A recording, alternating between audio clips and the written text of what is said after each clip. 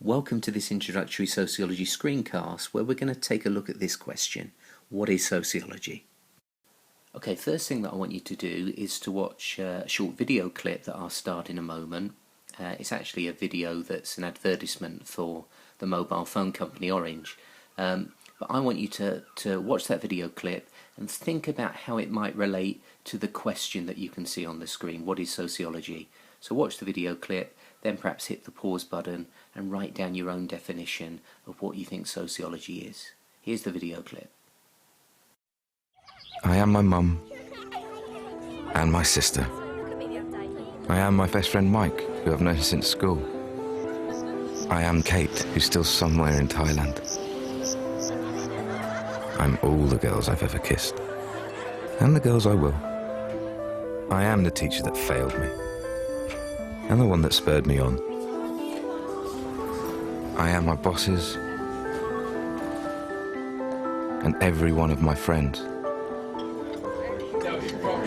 I'm a bloke I'll meet travelling, who'll teach me the guitar. I am the places I'll go to with mates, and the jokes I'll share with them. I am the people who put me down, and the ones who pick me up. I am who I am, because of everyone.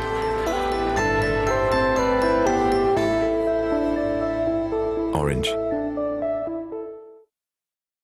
So you might want to compare your definition with my definition of sociology. So I've defined sociology as the study of how society is organised and how we experience life. So it's a subject that's concerned with some really interesting social issues such as the distribution of power, poverty, inequality, crime, deviance. These are the types of social issues that make sociology such an interesting subject. So what does it mean to think like a sociologist? Well, the famous American academic C. Wright Mills argued that the key to becoming a good sociologist was to develop what he called a sociological imagination. So I'm going to play you another short video clip, and whilst you're watching the video, if you can jot down a couple of things for me. If you can firstly make a note of what C. Wright Mills meant by the sociological imagination. And secondly, you're going to hear about a girl called Alison and about her sadness or depression. And what I'd like you to jot down is how we can relate that personal issue of depression to the wider society that Alison is a part of. Okay, here's the video clip. Sociology is usually described as the study of societies, how societies work and change. This is true, but it only tells part of the story. Sociology is also about individuals and the relationship between individuals and societies, how the societies in which we live shape our lives. The famous American sociologist C. Wright Mills argued that making links between individuals and societies involves developing what he called a sociological imagination. What Mills meant by a sociological imagination was the ability to make links between the personal and the public. That is, between our experiences as individuals and wider social processes. He argued this involved doing three things. First, identifying the distinct characteristics of the society in question. Second, looking at its place in history and how it's changing. And third, looking at the kinds of individuals who live in this society. In sociology, the best way of showing you understand a general or abstract idea like this is to give an example. So that's what we'll do here. 4 months ago, Alison was diagnosed with depression.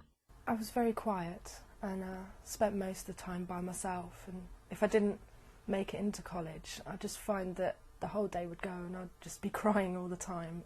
So I went along to the doctor and he put me on some antidepressants. Her depression is a personal trouble, but a sociological imagination teaches us to stand back and take a wider view. For a start, Alison's not alone in taking her problems to a doctor. In modern societies, we've been persuaded that doctors can cure unhappiness. And last year in Britain, they wrote over 30 million prescriptions for antidepressants. That's tablets to cheer us up. But it's not just sadness that's become a medical problem. In modern societies, we've come to see things like stress, worry, aggression, gambling, eating too much or eating too little as diseases. And sociologists use the term medicalisation to describe this process where more and more aspects of everyday life come to be seen as medical conditions, to be managed and treated for us by doctors and other experts. Medicalisation doesn't just happen. The more people are labelled with some sort of disorder, the higher the profits of the drugs companies, and the more work there is for counsellors and psychotherapists and others offering cures for all life's problems. So medicalisation is good for them, but is it good for us? So for Alison, her sadness was what Mills called a personal trouble. But by linking her experiences to wider processes of social change, we get a very different view. A view that raises different questions. For example, why do so many people now take their life problems to doctors and other experts? What does this tell us about society?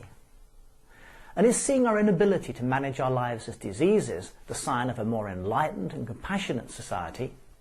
Or should we be taking more responsibility for actions?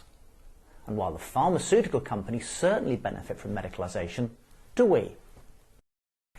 It's not our aim to discuss these questions here. Rather, it's been to show how using a sociological imagination can give us a different perspective on something, a view that's very different from merely looking at the personal or the individual.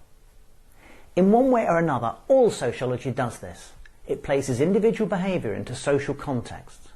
And while it's very unlikely that examiners will ever ask you a direct question on the sociological imagination, once you understand what it is, you can bring it into almost any question you're asked. And that's not a bad deal. So for C. Wright Mills, developing a sociological imagination was about linking personal issues to public issues. Or to put it another way, it's about looking at the relationship between human activity and wider social forces, and then the impact that these wider social forces have on opportunities for individuals and social groups, disadvantages, the impact that these things have on our self-identity, and the way in which these wider social forces influence the relationship that we have with other people and our larger social environment. So the sociological imagination is all about linking the individual to wider social forces. And all that we mean by social forces are anything really that humans have created that then influence or pressure people to interact or behave in particular ways. So social forces encompasses things like a shared language, the ideas and meanings that make up the culture, the laws that are in existence, the technology that's available to people within a society, and the range of social institutions that you find within a particular social order. So how can we use the case study of Alison's depression to highlight the sociological imagination? Well, one thing that's interesting to note is that the concept of depression is a relatively new idea. So if we go back and look at pre-modern society, depression as a medical illness wasn't really a concept that people would have recognised. So there was obviously sadness, but that sadness would have been dealt with perhaps through the family or perhaps through religious organisations. The fact that we now recognise depression as an illness or a disease perhaps reflects the way in which more and more aspects of our social lives have become medicalised. And sociologists use the term medicalisation to describe this tendency for an increasing number of areas of social life to become subject to medical classification and treatment.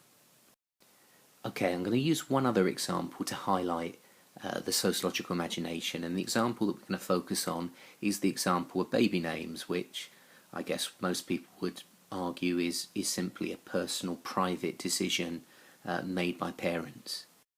But I'm going to suggest that there are wider social forces that actually influence the decisions that parents make about this. Okay, here we can see the top 25 baby names in the UK for girls, okay, and the year is 1997. And these were the most popular names for boys in the same year. Now my full Christian name, Stephen, is a name that has fallen out of fashion. So this is the popularity of the name Stephen over time. And you can see that when I was born in the early 1970s, my parents were quite conformist, okay? Stephen was in the top 10 names for baby boys.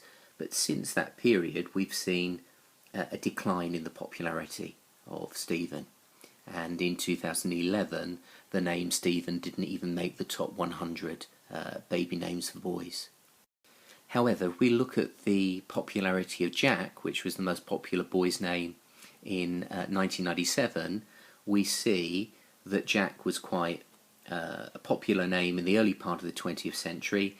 Then it fell out of fashion and became a name that wasn't really used very much at all. But as the name Stephen started to decline in popularity, over the same period we see an increasing number of parents use the name Jack for their baby boys, and actually for some period now Jack has been one of the most common names given to baby boys.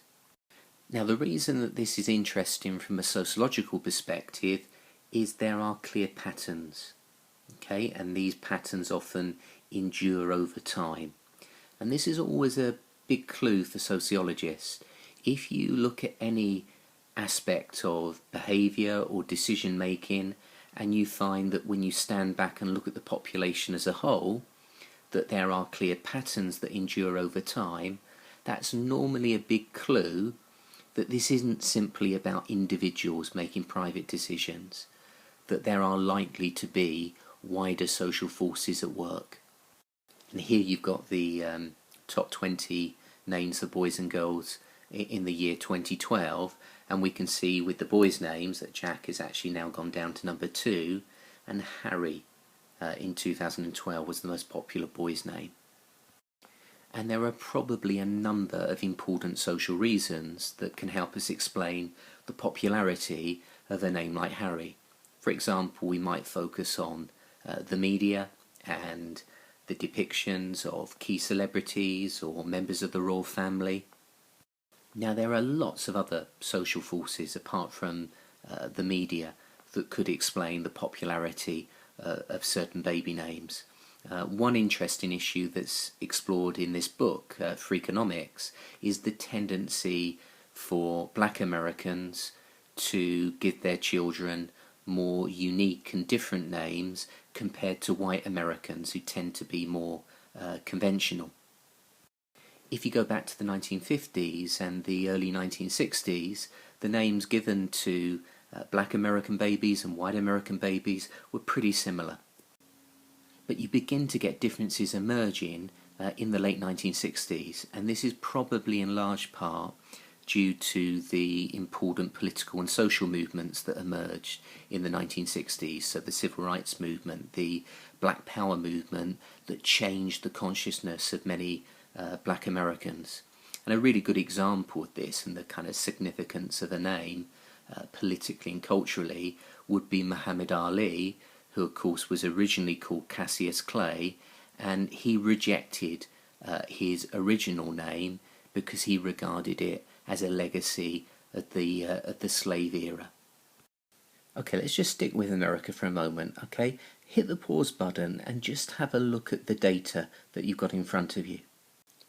Now, one of the things that you might have noticed is that in 1907, if we look at the most popular names, let's say for boys, we can see that the name John was a really popular name, so nearly 5.7% of all of the baby boys born in 1907 were given the name John. If we compare that to the most popular name in 2007, 100 years later, which was Jacob, we can see that although Jacob was the most popular name, it wasn't anywhere near as popular as John was 100 years earlier.